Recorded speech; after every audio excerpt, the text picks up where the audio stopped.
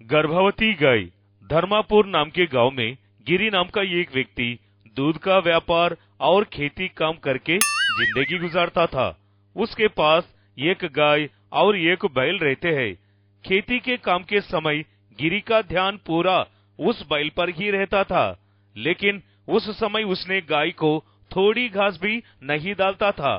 ठीक उसी तरह कब खेती का काम बंद हो जाते हैं और गाय दूध का समय आ जाता है, तो जब उस गिरी ने बैल की मेहनत पूरा भूल जाता है।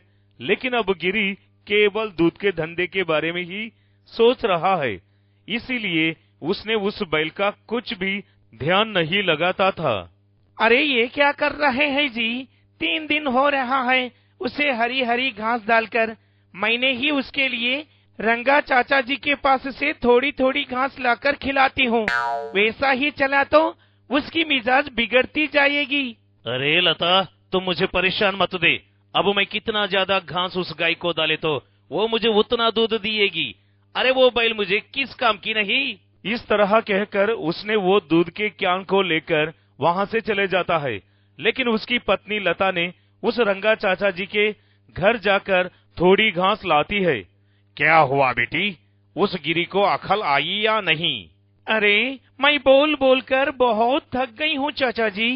इस तरह कहकर घास लेकर जाती है और उसे उस बैल को खिलाती है, लेकिन उस बैल की मिजाज बिगड़ने लगती है। अरे तुम डरो नहीं, सिर्फ थोड़े दिन का सब्र रखो, खेती का काम शुरू होने वाले हैं।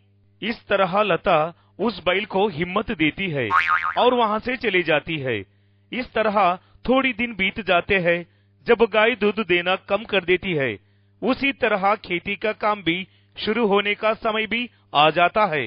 अरे लता, जल्दी से खाना रखो, मैं जरा खेत के पास जाकर आता हूँ। अरे वहाँ पर बासी खाना और अचार है, जाकर खाइए। अरे क्या हुआ, क्यों इस तरह बात कर रही हो?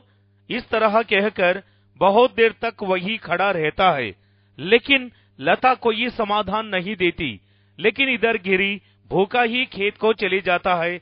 उनकी खेत को जाते समय रेल की पटरियों को पार करके जाना पड़ता है। इस तरह गिरी खेत का काम करके घर वापस आकर लता से कुछ नहीं बात किया और उसने खुद ही खाना खाकर सो गया। दूसरे दिन सुबह भी गिरी लता से कुछ भी नहीं बात किया। उसका गुस्सा पूरा उस बैल पर दिखाकर उसे खींचते हुए खेत को चले जाता है। उसे बैल की मिजाज ठीक नहीं रहती है, इसीलिए वो आधा दिन भी काम नहीं कर पाती है। उस खड़ी धूप में थक कर वही नीचे गिर जाती है। अरे रे, कामचोर के सूरत देखना पड़ता है, मुझे मेरी किस्मत में यही लिखा हुआ है। इस तरह कहते हुए गुस्से से जाकर एक पेड़ के नीचे बैठ जाता है, लेकिन उसकी बैल को थोड़ा सा पानी भी नहीं पिलाता। इस तरह उसे भूखे मारे उसे भी चक्कर आती है। लेकिन वहां गाय ने बैल के बारे में सोचती हुई बहुत दुखी होकर खेत के तरफ चले जाती है। इस तरह थोड़ी देर बाद लता वहां आती है। अरे रे, अब ये गाय कहाँ चली गई? अरे वो पहले से गर्भवती है।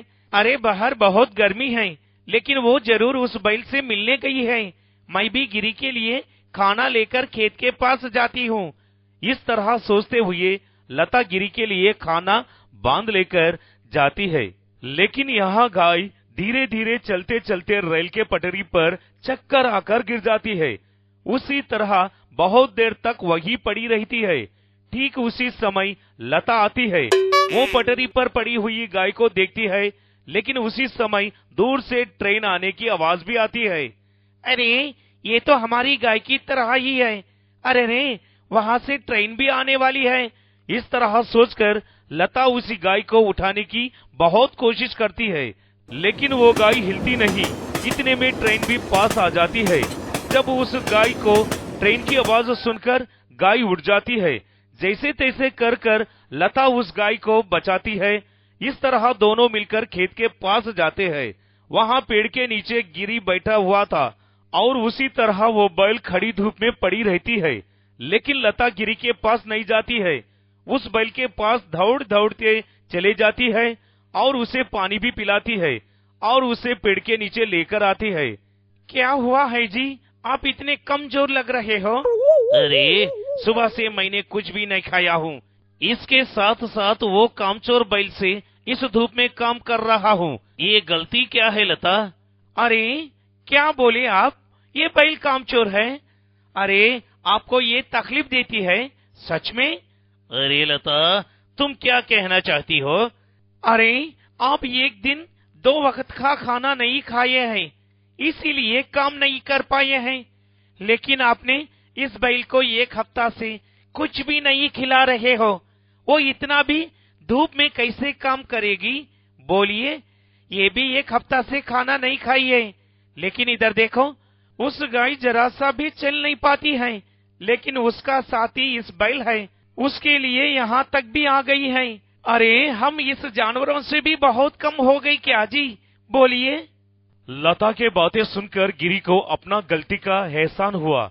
जब गिरी ने उस गाय, बैल और अपनी पत्नी को माफी मांगा और उनको वहां से घर को भेज दिया, और गिरी ने उन दोनों के लिए ताजी ताजी हरी हरी घास मोलकर घर को लेकर आता है। तब से गिरी खेत का काम हो या दूध का व्यापार हो, गिरी दोनों को सर बराबर देख लेता है। इस तरह सब मिलकर खुशी से जीवन बिताना शुरू कर देते हैं।